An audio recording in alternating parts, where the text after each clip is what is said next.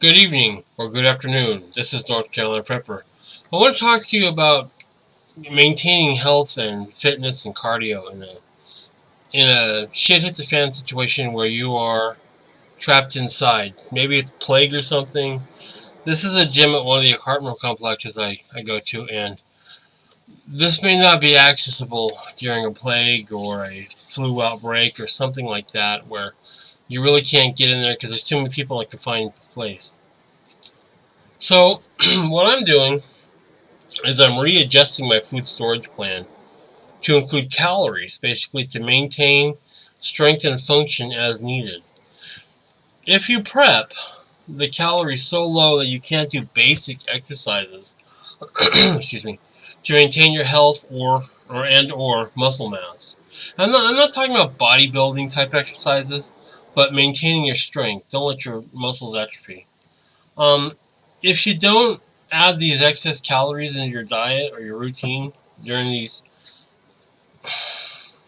times where you're, I don't know, locked up from the outside world, then you're basically setting yourself up for a whole other level of disaster. A lot of people don't take into account being trapped inside for long periods of time, that it can have effects other than losing muscle mass.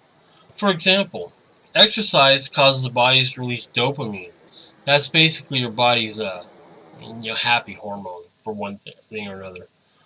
Um, Dopamine has been shown to fight depression, improve overall mood and health, and in a shit advanced scenario, I think we could all use a little mental pick-me-up if possible. Also, exercise helps maintain your normal sleep patterns. It'll help you to stay more alert when you're awake and not fighting fatigue. You're more accident prone when you're fatigued, as well as more likely to make poor and rash decisions. I think that exercising and burning a few extra calories is a worthy trade-off for mental and physical health benefits that it offers. Okay, so this is one of the things I have. It's called a Mytrek, Mytrek. It's basically a heart monitor that I can program into my phone. It works with Bluetooth with my phone. It's got apps.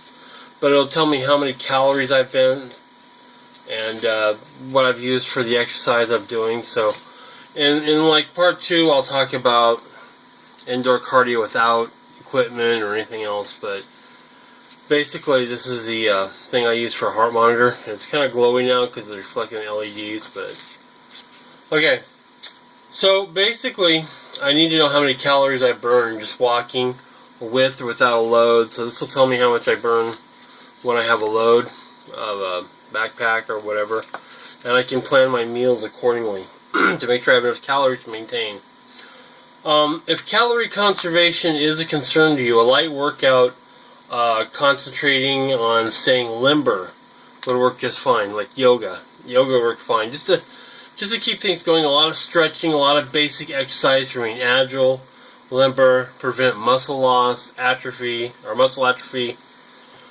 Even without watching calories, the same program could work. Heck, you could even charge a small battery bank using a stationary bicycle and generator, which I'm going to build that in a later video as well. But it all depends on your bug out plan as to whether you plan to do exercise.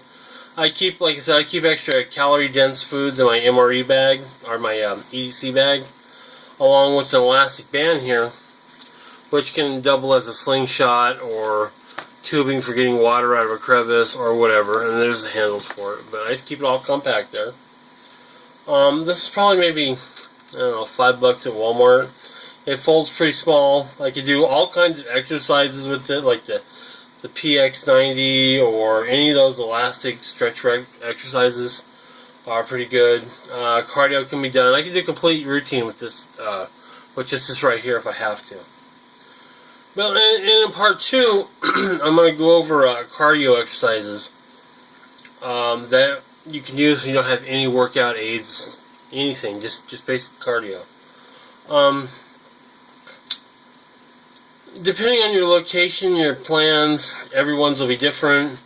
Personally, I think most people are going to be a lot more active in an event if they're not confined.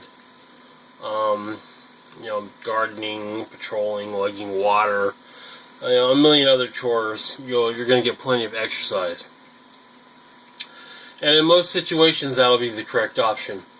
However, the premise that you're stuck inside is what this is about. Like there's plague or fallout or something where you're confined inside.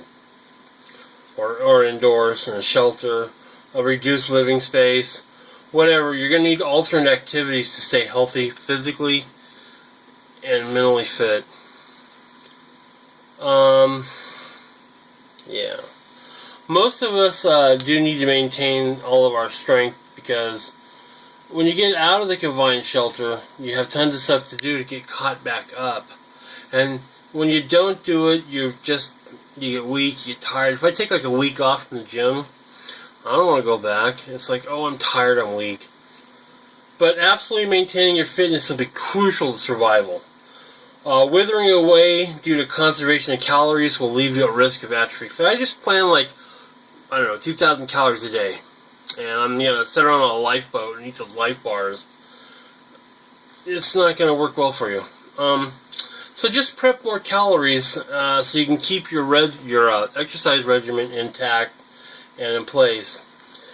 The old adage of fight or flight may be inaccurate in survival times. If you're unable to fight or flight due to lack of energy and fitness, it might be fight, flight, or curl up in a ball would probably be more appropriate. So, in conclusion, I'm prepping a small exercise equipment, some weights and stuff like that, for my own personal stuff. Not the gym I showed in the beginning, but my personal stuff.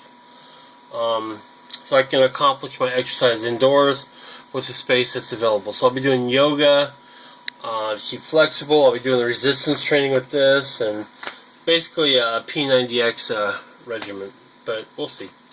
Alright, this is North Carolina Prepper. Please comment below, thumbs up, like, share, do all that good stuff. Tell me what you think. Tell me how I can improve it. Tell me your thoughts on it. Alright, this is North Carolina Prepper. Please rate, subscribe, and have a great day. Thank you.